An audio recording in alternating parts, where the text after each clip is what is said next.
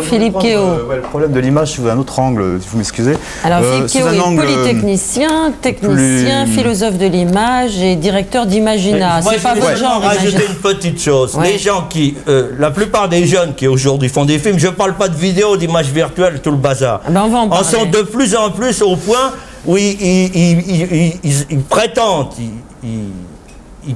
ils essayent de nous montrer des choses qu'ils n'ont pas vues.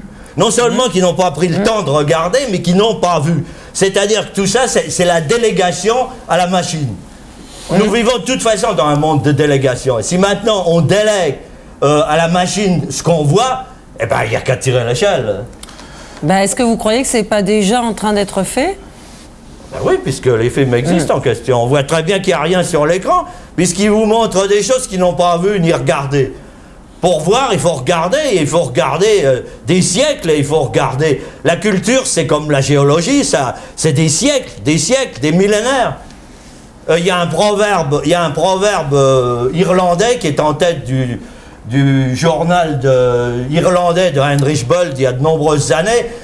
En allemand, c'est Als Gott die Zeit schuf, hat genug davon gemacht. Lorsque Dieu a fait le temps, il en a fait assez. Bon. Alors, si on oublie ça, il n'y a qu'à tirer l'échelle. Est-ce que les images ne nous empêchent pas de regarder pour comprendre ce que allemand, dit Jean-Marie parler latin. Le mot virtuel est un mot très ancien, il vient du latin, qui veut dire l'homme. Et on parle d'image, on parle de numérique, et rien de plus ancien que ça. Monsieur a parlé de géologie. Le mot image se trouve à deux endroits de la Bible, tout à fait au début, tout à fait à la fin. L'homme est à l'image de Dieu, dit la Bible, et à la fin aussi on trouve le mot image. C'est Jésus qui est l'image du Père. Vous voyez, c'est un mot très ancien. Le nombre, c'est Pythagore qui a inventé le premier une philosophie du nombre. C'était il y a 28 siècles. Et quant au virtuel, un mot très ancien aussi, c'est le mot qui s'oppose le mieux au réel, qui est la chose même. Et il s'oppose à la chose comme l'homme s'oppose à la chose. Donc on a affaire à des concepts très anciens. Et moi, ce que j'aimerais prendre comme point d'attaque, c'est ne pas parler des machines. Attendez, laissez-moi parler un petit peu. Là, je vous laisse pas parler. Dans la Bible, c'est quand même pour les Grecs, image, c'est idée.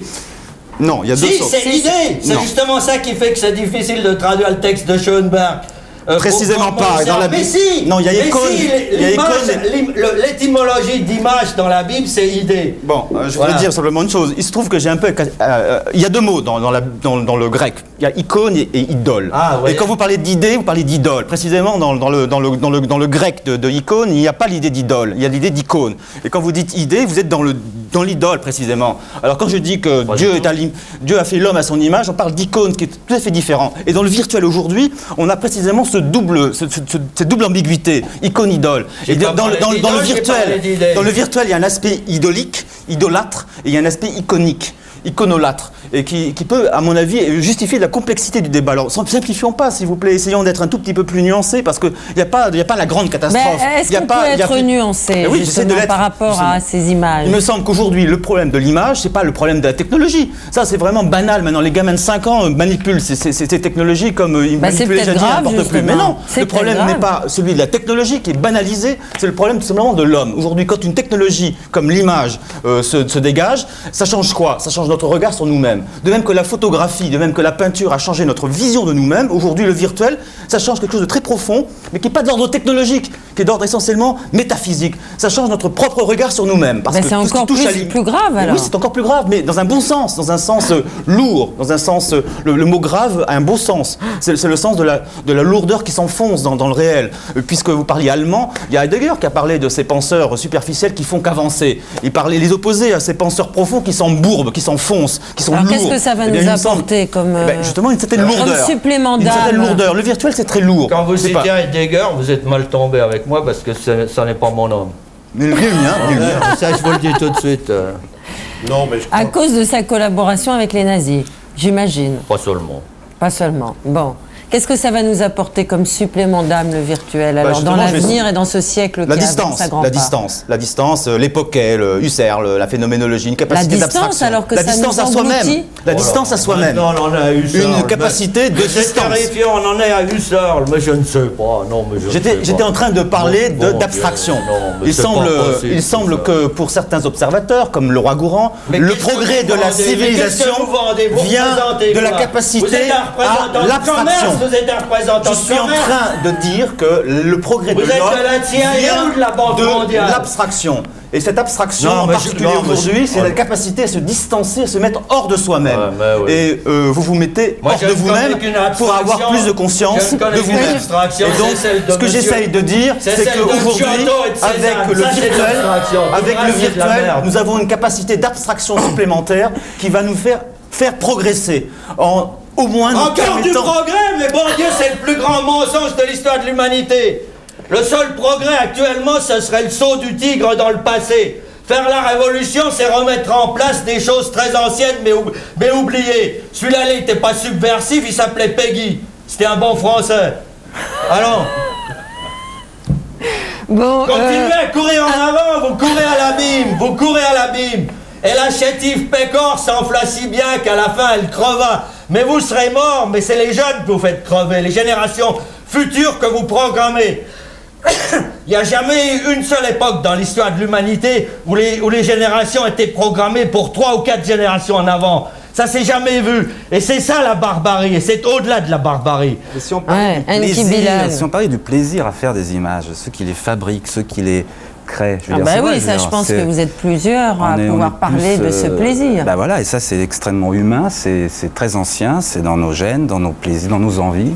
Vous savez que Tacite, au début de ses histoires romaines, vous n'y arriverez pas. Il parle de gens qu'il appelle agentes in rebus, puisque vous vouliez parler latin. Oui. C'est les agents dans les affaires. Pour lui, c'était au début de la catastrophe. Hein.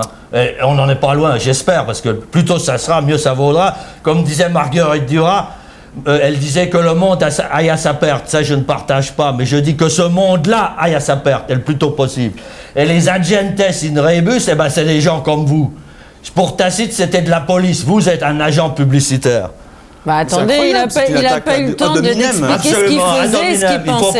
C'est incroyable. Non, mais je ne connais pas M. Straub. Alors, vraiment incroyable. Mais alors attendez, on va reprendre la conversation. J'aimerais quand même me défendre un tout petit peu, parce que la maturité d'agent de la CIA, vous nous avez dit que l'avenir des images allait nous donner un supplément d'âme. Pourquoi et de quelle façon et de quelle manière?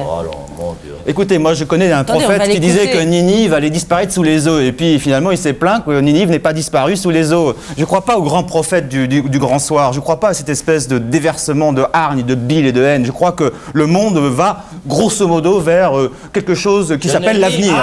Moi je pense que... Moi écoutez monsieur Straub, je pense que vous êtes extrêmement pessimiste. J'adore la planète. Monsieur Straub, Monsieur Straub, Monsieur Straub, j'ai 3 enfants. Monsieur Straub, vous êtes haineux. Et moi je peux vous dire que moi l'avenir je l'aime. Et je pense que le grand message que j'ai envie de donner à l'avenir, c'est un message d'amour. Parce que moi j'ai 3 enfants et ils vont vivre cela. Et vous avez simplement un tombereau de haine et d'injures à déverser. Vous ne me connaissez pas, vous m'avez agressé. Vous savez même pas qui je suis. Et vous me traitez d'agent de la CIA. Mais c'est incroyable. Vous êtes haineux. Et ceci est absolument insupportable. J'ai jamais été traité comme ça. Et vraiment, je ne comprends pas que vous soyez à ce point un tombereau comme ça de haine noire. Et vous parlez allemand. Et vous parlez allemand avec une espèce de haine qui est incroyable. Et vraiment, je suis hors de moi. Parce que je voudrais simplement dire une seule chose. Je crois que la vie est compliquée, le monde est complexe, il se globalise, il se virtualise. Eh bien, on va pourtant vers des choses qui sont vers du plus. De quelle manière et pourquoi? Non, je vais vous répondre simplement. Je crois que les images... Attendez, laissez-le répondre. Du plus. Je suis d'accord avec vous. Du plus. Bah alors on va l'écouter. C'est toujours mort. Et le seul salut, ça serait moins, un peu moins. Bien. Alors, on écoute Philippe Keau. La seule chose que je voudrais dire de simple, c'est que le monde se complique et les images virtuelles nous permettent de nous tirer hors de cette complexité pour au moins la rejeter. Ça nous permet d'aller vers une sorte d'abstraction au sens latin. On se retire hors du monde, on sort du monde parce que nous ne sommes pas du monde, nous sommes dans le monde. Et le fait d'avoir du virtuel, le virtuel nous permet de sortir hors du monde, ce qui est un geste philosophique fondamental. C'est un geste ontologique. Et quand vous parlez de technologie... Est-ce que vous pouvez expliquer un peu plus précisément Écoutez, nous sommes dans le monde. À partir du moment où nous naissons, nous sommes dans le monde. Et ces images qui vont nous environner vont nous extraire du monde. Est-ce que vous pensez que c'est bien? Il y a trop de gens qui se croient tissés du même tissu que le monde. Alors que je pense que nous sommes des êtres spirituels. Je pense que nous sommes des êtres qui sont a priori, non pas du monde, mais que nous sommes dans le monde. Et que la technologie du virtuel est une manière de démocratiser cette espèce d'intuition fondamentale que nous sommes arrivés ici par hasard, mais que nous sommes peut-être appelés à en sortir. Et que le virtuel est une manière de nous dire le réel n'est que du réel. C'est pas grand-chose le réel, c'est de la chose. C'est de la chose.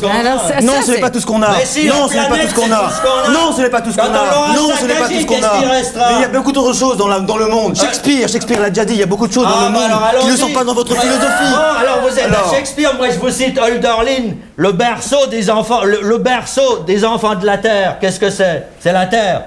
Oh, mais ça, c'est la philosophie immanentiste, bien allemande pour le coup. C'est vraiment l'immanentisme avec tout son danger que ça peut avoir. Ah, vous avez quelque chose contre les Germains, vous? Je suis contre l'immanentisme, absolument. Et contre cet aspect-là de la pensée germanique. Moi, je voudrais vous comprendre. Je peux vous donner un exemple. Imaginez, on a montré un aveugle qui était équipé d'un casque stéréo qui était relié par satellite. Il pouvait se promener dans le monde réel en étant connecté par satellite à une carte qu'il portait sur son ordinateur. C'est bien qu'il pouvait se promener dans le monde réel en étant guidé par les sons.